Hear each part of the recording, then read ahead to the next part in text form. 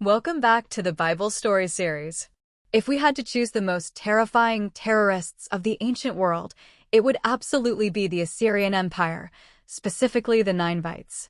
They were like the ancient version of ISIS or the Nazis, perhaps even more brutal. They took pleasure in this, flaying captives alive and pinning their skins to the city walls, chopping off enemies' heads and piling them into pyramids, hooking captives by the nose and dragging them like livestock. The whole world trembled beneath their iron hooves. In a previous episode, we mentioned that around 760 BC, God sent Jonah to warn them. At that time, they repented and God withdrew his judgment. However, the good times didn't last. 100 years later, the Ninevites forgot God's grace and redoubled their wicked ways. This time, God sent another prophet, Nahum. Nahum's name means comfort. Ironically, what he brought to Nineveh was not comfort, but a death sentence. Because for the victims, the destruction of the wicked is the greatest comfort. Right from the beginning, the Book of Nahum shatters many people's impression of God as a pushover. Nahum declares, "The Lord is a jealous and avenging God. The Lord is slow to anger, but great in power.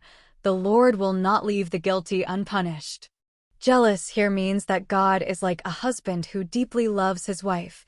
When he sees his wife being bullied or betrayed, he feels a holy jealousy and righteous anger. God had tolerated Assyria for hundreds of years. Now, the time had come. Nahum describes the scene of God's wrath. Mountains quake, hills melt away. He walks on the sea, and the sea dries up. This was telling the Ninevites, do you think your city walls are thick? Do you think your army is invincible? In the face of the Creator's wrath, you are like candles before a fire, melting in an instant. This is a cosmic-level confrontation, and Assyria is destined to have no chance of winning. Next, like a war correspondent, Nahum broadcasts the fall of Nineveh live using rapid and incredibly vivid language. This description is highly visual, reading almost like a movie storyboard. Listen to his description. The shields of the soldiers are red, the warriors are clad in scarlet, the metal on the chariots flashes like fire.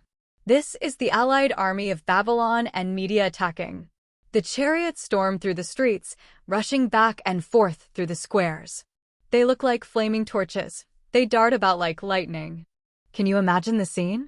Chariot wheels spinning madly, the deafening sound of horse hooves, the reflection of swords glaring like lightning. Nineveh's commanders panicked. They tried to rally their troops, but stumbled on their way. They dashed to the city walls to defend them, but it was too late. This city that once boasted it would never fall was now in utter chaos, turning into a living hell. The city of Nineveh was heavily fortified and protected by a moat, the Tigris River. But Nahum prophesied a crucial detail.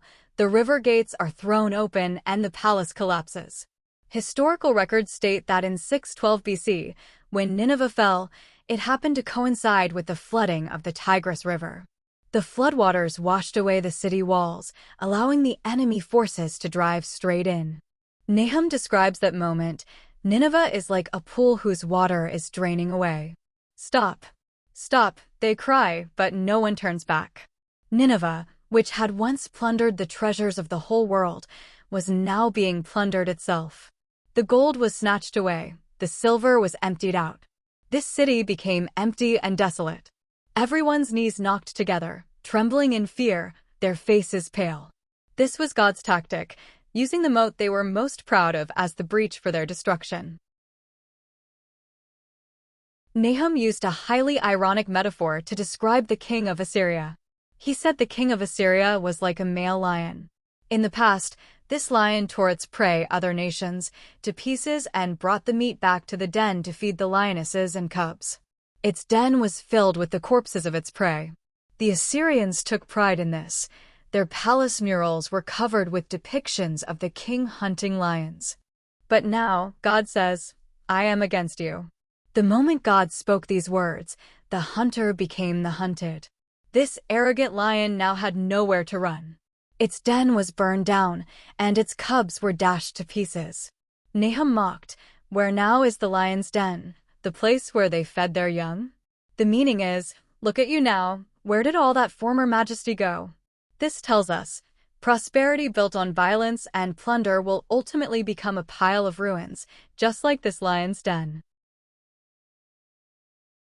For women in the ancient Middle East, the most shameful thing was having their skirts lifted to expose their nakedness. Nahum uses this imagery to describe the fate of Nineveh. God says, I will lift your skirts over your face. I will show the nations your nakedness and the kingdoms your shame. This is an extremely humiliating punishment.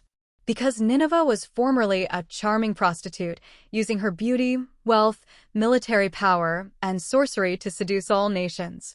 Now, God was going to expose her true colors. God would pelt her with filth, just like throwing rotten cabbage and feces at a criminal paraded through the streets. All who pass by will flee from her and say, Nineveh is in ruins. The most tragic part is that Nahum adds, who will mourn for her? Where can I find anyone to comfort you? A nation is destroyed, and the whole world is actually clapping and cheering, unable to find a single person to sympathize with her. This is the ultimate fate of utterly failing at basic humanity.